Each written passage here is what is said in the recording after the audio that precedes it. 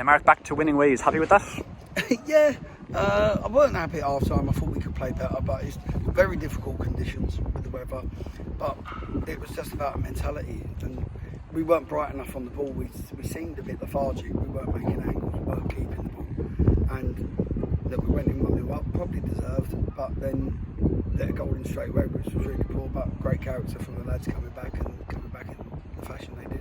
After you spoke last week about how tough a game this was going to obviously be, the teams at the bottom are obviously as tough as some of the teams at the top. Is this, and was that obviously the game you expected, or was it a little different? No, I always thought this could be a really, really difficult game. The players' mentality had not been favourites to win the game all season, and now they're dealing with having to deal with the pressure of winning the game.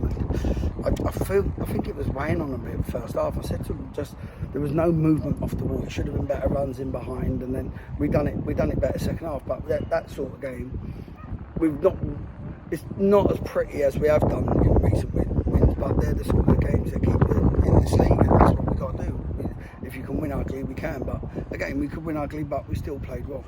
Obviously, you spoke last week about kind of after the defeat, a win was important to get back to obviously that kind of a winning run. Was this kind of a game just, I suppose, any game, just get the points and get out of here no matter what the performance? Yeah, it was, but I still want to play well when we win. And do you know what it is? It's just drumming a professional mentality into these players. The younger lads have probably not really been brought up in a professional environment where everything is centred around you playing well on a Saturday. And same with Cav, a great young player, great young talent, but I think he's suffered from not having a professional mental attitude. And a couple of times I've left him out and I've been harsh on him because I've got to drill it into him. Training's just as important as games. And if you look at some of the teams in the last couple of weeks, I've picked people and left people out because they haven't trained well. And training, coming in every day, training is just as important as games. And I will pick my team on performances in training, and that's how we get the best out of each other. So like every week, you've got to come in thinking, what's the best way for you to be the best player that you can be? And majority of it's off the field and getting mentally right, getting physically right, and recovering. And I think that's a part why Junior missed out. His hamstring.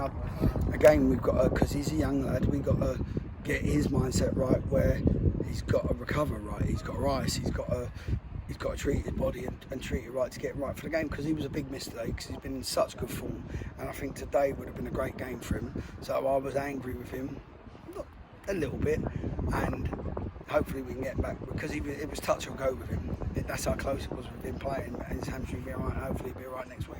Obviously, attention now switches to the cup. Obviously, last cup game was a bit of a mad one, but you picked a strong side. Would that be the idea going forward? 100%, yeah, definitely. We'll show them respect, same as we would Longford, same as we would St Pat's and Bows. We'll try and pick the strongest team, and we'll try and win that game, because it's a great opportunity for us.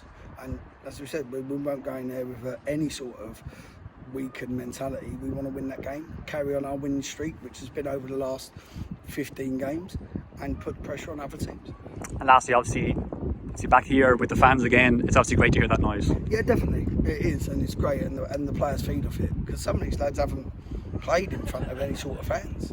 So to get that here, and hopefully we can get some more fans in, make it more vocal, and make it more of a hostile place to come and play. And look, the lads have seen I don't think we won a home game without any fans, and now we've had fans, and we've won the last couple. So they feed off it. But I'm really pleased for John Martin as well, because he was absolutely woeful first half.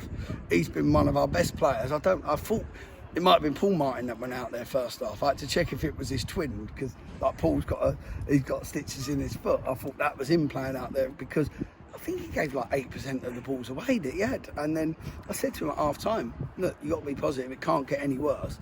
And they're the sort of games that you probably nick a goal. And he's ended up nicking 2. And Mary is mentally as well. You can tell him some truths and go out there, and to mentally keep going like he did, it's brilliant for him. So yeah, he's ended up getting 2 goals. That's great, Mike. Thank you. Cheers, thank you.